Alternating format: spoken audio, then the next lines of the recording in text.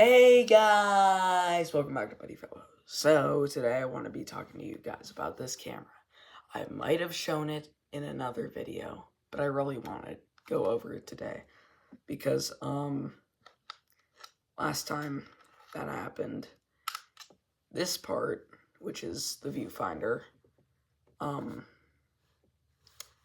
it broke off. So it's somehow jammed in there, and the part was preventing it from going out, and it came out, and then I wasn't able to get it back in. But now, out of nowhere yesterday, it finally was able to do that, and there, it's back in again.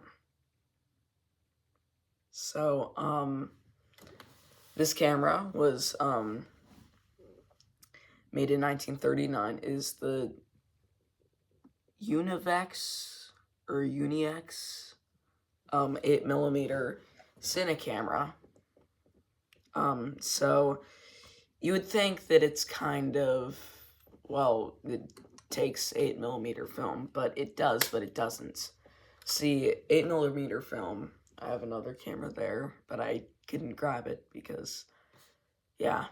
But another camera, which is a Bell & Howell, shows how this is not the same as that one, and it doesn't take the same film. Well, this one says it does. It kind of doesn't because of this. It's because this isn't the same size of film. See, the 8mm film that is processed by one camera, shot by one camera, that has two sides of it, and it is almost the length of 16mm, and it looks like 16mm, and almost has the width. But the thing is, it isn't, because you shoot two sides, one going forward, take the film out of the take-up reel, flip it again, thread it back through, and then shoot it again. When it's developed, side A would go first, then they would splice side B to the back. With this one, it's a little bit shorter. See, this is a really small camera compared to the other Bell & Howells. And this only has you shoot one side. So it's really just 25 feet. Well, the other Bell & Howell shoots 50 feet. I really wish that they still made film for this, because you can't get it anywhere. Though you can get 8mm film for stuff like the Bell & Howell and other 8mm cameras. You can't do it with this. They don't cut it like that anymore. Kind of how you can't do Super 8 sound films. Like, you can't shoot it like that because they just don't do that. Not even a independent group makes it like Film Photography Project does with the regular 8mm cameras. But as you can see right here, it's really standard. It's just a little crank right here. So, and then to shoot it, you just hit this button.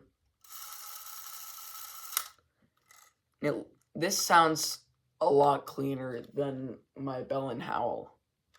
I got this at an antique flea market a year or two ago, and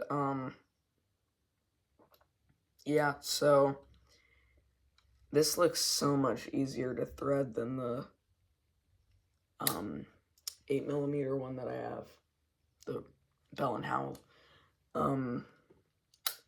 This is just a lot more simpler. And it even has a exposure table. Not that the lens is advanced or anything, because, I mean, This is not a zoom lens. This is an exposure lens. So,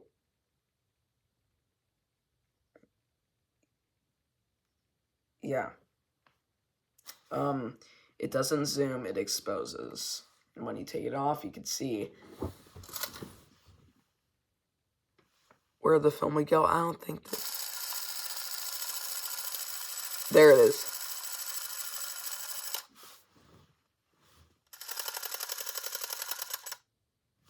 So, that was how you can kind of view it going, but you wouldn't view it going if you were shooting it.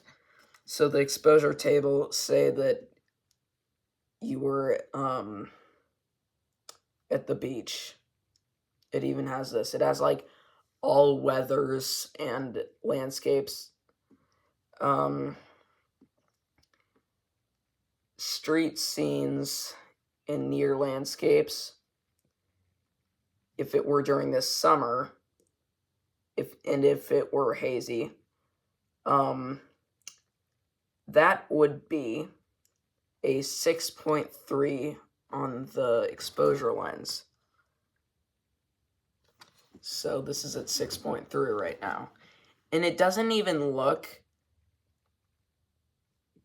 like any of this is like making any difference at all. Because of how close together these are. But it really does. And then say that you were at the snow during the winter and it was hazy. That would be a solid 8. So, yeah. I know it's been a while since I have done this, which was early August, I think. Well, let me just tell you one thing. In December, I'm planning to make a whole month where I post daily. It might work, it might not. If it works, then I'll try it for January also. So, thank you and goodbye.